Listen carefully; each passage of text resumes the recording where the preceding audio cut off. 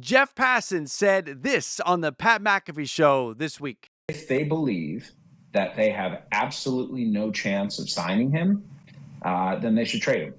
And you can make the argument that they should trade him now. Let's start here, Pat. It's not just Paul Skenes who deserves better. It's Pittsburgh Pirates fans who deserve better. What incentive does Paul Skenes have to extend with the Pirates when the Pirates haven't shown the willingness from either Bob Nutting all the way down or the ability to bring in guys who are going to make this team better? The truth is, like, there are teams that already are going to ask about Paul Skenes at the trade deadline this year. And I don't anticipate that he's going to be moved, but there's a real argument to be made that the best thing for the Pittsburgh Pirates would be to move Paul Skenes. Strong words from Jeff Passan that got me thinking, what would a trade package for Paul Skenes actually look like? Which teams could actually step up with the prospect capital to pull Paul Skenes out of Pittsburgh? We are going to dive into all of that in this latest Trade Machine video. Leave your comments down below. Smash that like if you enjoy your time here. I hope this is something we don't see anytime soon, anytime over the next couple of years. I would love to see the Pirates and Skenes work out an extension rather than go down this road. But who knows? Are there trade packages that can be put forth that actually make sense? That Pittsburgh would actually be smart to take because they would be better on the other side? We're going to dig into that, and we will begin with that who question. Which team can be a player in the Paul Skenes trade sweepstakes? It really just gets down to your farm system and the prospects that you can put forth. How much prospect capital do you have? And for that reason, we are really just going to live in the top 5 of MLB's pipeline farm system rankings. Now, you know we've got the Dodgers, the Mariners, and the Red Sox because they're on the thumbnail. But we are also going to have the Detroit Tigers and the Tampa Bay Rays in the conversation, as Detroit has the number 1 farm based on MLB.com, and the Rays have number 2 in the farm system rankings. So let's fire up the trade machine and get started first with the number 1 farm system that belongs to the Detroit Tigers. They will send Jackson Jobe, the number 5 prospect, who's already pitching at the major league level right now, debuted last year. Kevin McGonigal, a middle infielder, the number 28 prospect, so 2 top 50s. Theron Lorenzo, a catcher, the number 81 prospect, and Justin Henry Malloy. Now, interesting to think, Jackson Jobe, extremely talented, also going to call. Part of this is, can the Pirates afford to keep Paul Skenes long term? They would be right back in the same problem with Jackson Jobe, because while we don't have Jackson Jobe on the same tier as Paul Skenes, we do know Jackson Jobe is going to be really, really good. And when he gets to the end of his control, he's going to cost a lot to keep around as well. Now, if this trade were to happen, look at the Detroit Tigers rotation. Skenes and Skubal at the top. Are you kidding me? That would be the best 1-2 punch ever, maybe. And yes, I'm thinking of a lot of other in the past, that the Braves rotation that when, you know, Glavine and Maddox and Randy Johnson and Kurt Schilling. Yes, but Skenes and Skubal, it's right up there with that kind of talent. Let's go to the Rays, the number 2 farm system. What would their package look like? In this one, we would be sending the top prospect in the Rays organization and 9th overall, Carson Williams. Xavier Isaac, number 50. So 2 top 50 prospects again. Theo Gillen, the number 98 prospect. And Taj Bradley, who's been pitching at the major league level for a couple years now, still has a few more years of control, has garnered some success, has generated some success at the major league level. So we are sending a pitcher to replace Skenes in the rotation right away in both of our first 2 packages, and a lot of position player talent from the prospect standpoint here. The Rays would pair Skenes with McClanahan, Pepio, Boz, Littell, and Rasmussen. As a fan of the Blue Jays, good Lord, I hope this never happens. I will just say that because this scares me. McClanahan will be back at some point. I just don't ever want to see it. So this is all kind of long shot land anyway, and I say good to that. Let's go to the Boston Red Sox. The number 3 farm system in baseball would put forth a package of players that included Marcelo Meyer, number 12 overall, Franklin Arias, number 75, Luis Perales, the number 4 prospect in the Boston system, and Brian Bayo. Again, another, just like Taj Bradley, a player who's been up at the major league level for a couple years, still young, still ascending, a lot of talent that we're still sort of uncovering there with Bayo. But we get Marcelo Meyer as the jewel of this piece. Now, if you're Boston, you'll like this because you get to keep Roman Anthony. You can put together a package for Paul Skenes and leave Roman Anthony off to the side.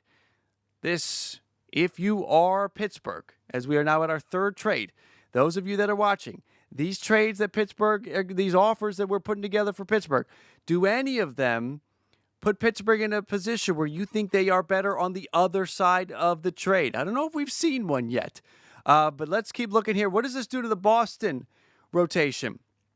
We put a Skenes and Crochet 2-headed monster together. And again, as a Toronto Blue Jays fan, please God, no, never. Let's go to the Dodgers next. What would their package look like for Paul Skenes? We are going to send Dalton Rushing, Josue De Paula, number 30 and number 40, so 2 top 50s. Emil Morales, number 6 in the Dodgers system, a shortstop. He's 19 years old. And Andy Pages. Andy Pages having a very good year after a slow start for the Dodgers. Andy Pages had been a top Dodgers prospect for several years. So a haul of position players here. No pitching. In our 3 previous trades, we were not just sending pitching, but we were sending pitching that fits into the rotation right now for Pittsburgh. That does not happen here with the Dodgers. Do you like a heavy position player package more so? Again, is Pittsburgh better on the other side of this trade, getting this much talent for the position player side of things? The Dodgers would put together a rotation that could challenge the Klingons for interstellar domination. Skenes, Ohtani, Yamamoto, Snell, Glasnow, Sasaki, get out of here. Just hand them the World Series trophy with the rotation like this. And the number 5 farm system in Major League Baseball belongs to the Seattle Mariners. So they're next up with their package of players. And here we will be sending Colt Emerson, number 20 overall, Harry Ford, number 64, Johnny Farmello, number 95, and Bryce Miller. Bryce Miller slots into that Pittsburgh rotation right now. And Bryce Miller has got a ton of talent, not as much talent as Skenes, but a very talented starting pitcher, young starting pitcher as well. Again, the question is, do you think with any of these trades, you've seen all 5 now, in any of these trades, is Pittsburgh better from a talent standpoint on the whole on the other side of this trade? We take a look at the Seattle rotation that would be put together, and this is insane. Skenes, Gilbert, Kirby, Castillo, and Wu. Are you kidding? That would be ridiculous.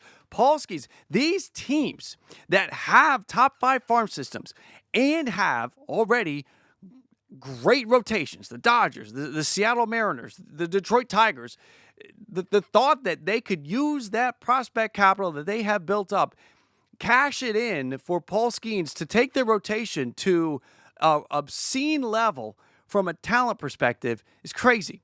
Now, all of these trades that we put together here in our trade machine, we used baseball trade values to vet them all out to make sure we were not underselling the Pirates at all, or if it's even possible, putting too much on the table for Pittsburgh. Baseball trade values give Skenes a $121.2 million value. So as we check our work, we see the Detroit Tigers package was 120.8, so just a hair underneath. We have the Rays package, which went over to 128.10. The Red Sox package also going quite a little bit over here, 130.5. The Dodgers package went to 122.5, and the Mariners package went to 123.2. those are the best trade packages that I can put together using the top 5 farm systems in Major League Baseball. And again, I think that's where you got to live, because you're going to have to send a lot of talent, a lot of prospect talent to Pittsburgh to get this deal done. They don't want to take anyone on that has any significant salary attached to them. So it's got to be a prospect heavy. And these are some of the best prospects in baseball that Pittsburgh would be acquiring in these trades. And again, I've asked this several times now. If you haven't answered it yet, answer it now. Are the Pirates better on the other side of these Paul Skenes trades? Again, my comments for the record are that I hope a Paul Skenes trade never happens. I would love to see Paul Skenes work out an extension and stay with the Pittsburgh Pirates for a long time. But will that ownership group do that? I mean, if there's ever a time, now is it.